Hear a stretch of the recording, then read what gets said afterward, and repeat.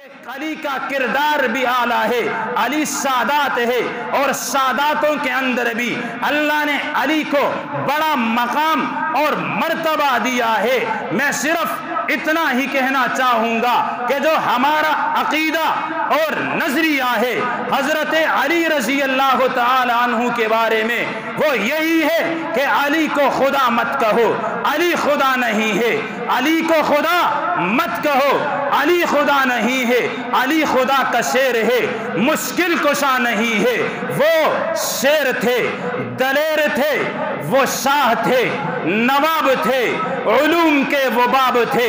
अली थे बू तुराब थे, अजब मिली है निस्बतें रसूल से कराबतें। किसको?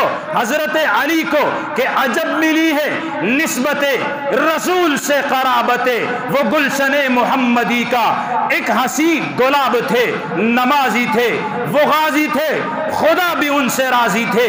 हजरत अली की बात कर रहा हूं कि नमाजी थे, वो गाजी थे, नबी भी उनसे राजी थे, दीन के वो काजी थे, अदल की एक किताब थे।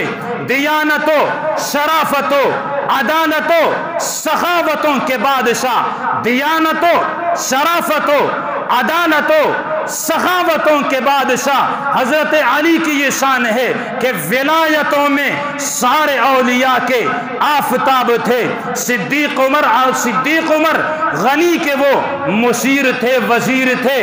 कौन? हजरत अली। सिद्दीक उमर गनी के वो मुशीर थे, वजीर थे।